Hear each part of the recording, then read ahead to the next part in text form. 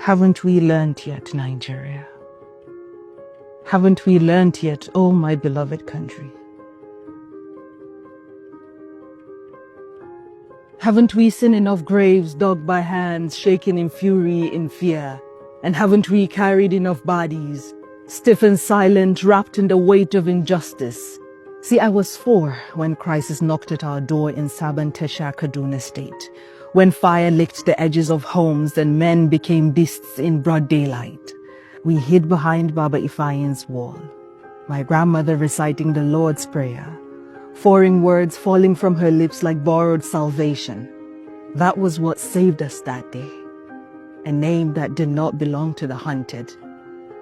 And yet, decades later, the scent of burning still lingers in the air. Haven't we learned, Nigeria, that mobs are blind wolves, that justice when left to the streets wears the face of madness? Have we not read the stories carved into history's walls? Biafra's bones still cry beneath the earth, and Jos still trembles from old wounds, and Kaduna, Kaduna, still holds the echoes of children hiding beneath staircases, learning fear before they learn their own names. But here we are again. Uromi, Edo State, on March 28, 2025, scrolling through a blood-soaked timeline where the dead are debated in the comment section. Have we lost our humanity so cheaply? That we auction our conscience for likes and retweets, that we write good riddance beneath a corpse, as if breath is a privilege only some deserve. Have we not learnt yet, Nigeria, that silence is a co-conspirator? That when the leaders turn away, history sharpens its knife? That when justice is delayed, the earth grows fat with unmarked graves?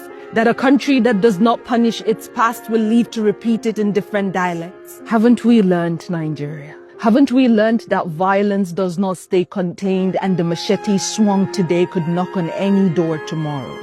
That today's victim is yesterday's neighbor, and tomorrow it could be you, me, or the child who still believes that home is a safe place, that this is still our Nigeria.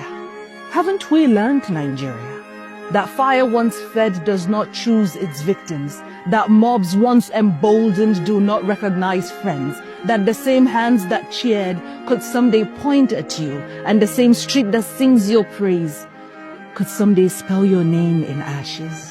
Haven't we learned? Haven't we learned that war does not ask for permission, that it starts with a spark, a rumor, an indifference, a post, a careless word, and before we know it, the rivers run red again?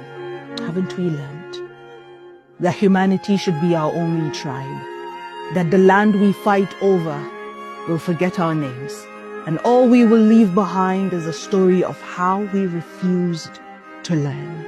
See, I am from the north, but my blood carries many names. 30% of my maternal family are Christians, and we are from southern Borno, where faith and family interlace, where Muslims and Christians break bread in peace. See, my grandmother, she married across tribes, across tongues, 4 times, each husband a different shade of this nation.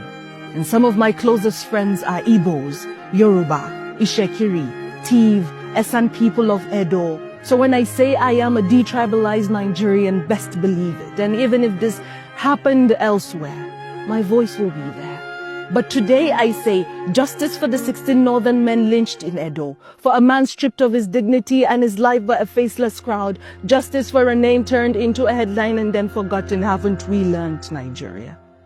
Will this too be a headline for a day and then forgotten? Haven't we learned, Nigeria? Haven't we learned, oh my country?